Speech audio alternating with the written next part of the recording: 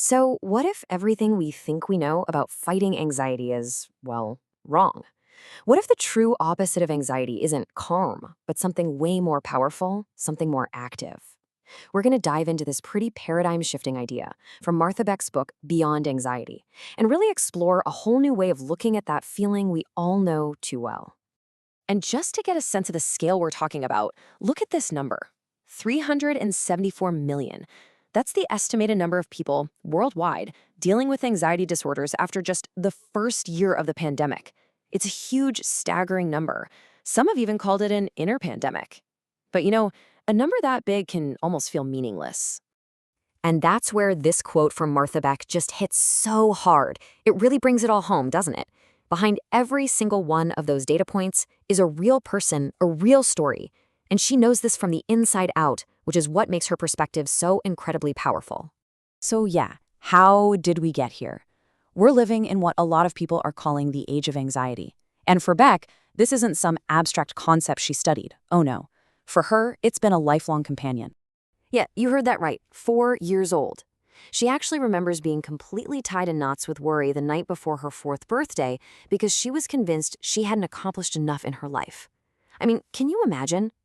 This wasn't just a little kid thing. It was really the start of a long, long battle that eventually led her to some pretty incredible discoveries about the way our brains are wired. All right, so let's get into the mechanics of this. Beck points to a core problem, a mechanism that explains why we get so stuck. She calls it the anxiety spiral. Think of it like a feedback loop from hell, basically. Once you're in it, the spiral just feeds on itself, ratcheting your anxiety up and up and up. And the worst part?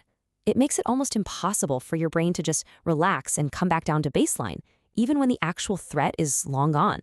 So what's powering this thing? Well, Beck says it's not just us, it's our culture. Our society just loves and rewards that logical, analytical, left brain way of thinking, which happens to be the exact part of the brain where the anxiety spiral sets up shop. And get this, it becomes contagious. We literally catch anxiety from each other, creating this massive societal feedback loop where everyone's brain is just mirroring the stress around them. Okay, so if we're all caught in this big cultural spiral, how in the world do we get out? This is where Beck's work gets really interesting, and frankly, a little weird. She wants us to completely rethink what the goal even is. Just think about that for a second. What's the first word that pops into your head? For most of us, it's probably calm or peace, right? It seems obvious, but according to Beck, that's not it. That's the wrong target. And boom, there it is. This is the big idea, the one that changes the entire game. The opposite of anxiety is creativity. It's a total 180 in perspective. The goal isn't just to make the anxiety go away, because you can't just leave a big empty hole where anxiety used to be. Your brain doesn't work that way. If you just try to stop being anxious without putting something else in its place, your mind will find a way to fire up those old worry circuits again. You have to actively replace it, and that replacement is creativity. So how do we actually do that? It's all about learning to consciously shift gears in your own head. It's about moving from the part of the brain that worries to the part that wonders. This slide just lays it out so perfectly.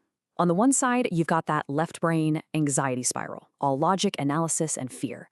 But on the other side, you've got the right brain's creativity spiral. This is where curiosity, wonder, connection, and awe live. When you intentionally activate this mode, you're not really fighting anxiety anymore. You're just changing the channel. And the ripple effects are amazing. When you engage that creative part of your brain, it does so much more than just quiet the fear. It actually opens you up to brand new solutions, a deeper sense of meaning, and just genuine joy. You stop being a victim of your problems and start becoming an innovator in your own life. I love this image. It just feels like freedom, right? That's what this mental shift feels like. What once looked like a terrifying wall becomes a really interesting puzzle. An opportunity to come up with a response that is uniquely and originally yours. Now, this is not just some cool, abstract idea. Beck actually lays out a super practical path to make this shift happen in your real life. She frames it as a journey of 3 parts, moving from our animal fears to our divine creative power. So here's the roadmap she gives us. First, you have to learn how to calm the creature. That's that primal, instinctual, panicky part of you. Step 2, you learn to actively switch on the creative, pulling yourself into a state of curiosity. And finally, the third stage is what she calls co-mingling with creation. And that's that beautiful state of flow where your anxiety and even your sense of self just dissolves. And really, that's the end game. Through this process, you're not just managing a symptom anymore. You are becoming what she calls an artist of calm. And your masterpiece, your magnum opus, it's your own life, shaped with intention and originality. Which brings us to the final, powerful question that Beck leaves us with. Moving beyond anxiety isn't about following some 5-step plan. It is a radical, courageous, creative act. It's about asking yourself if you have the guts to live from a place of your own originality instead of a place of fear. It's a lot to think about, isn't it?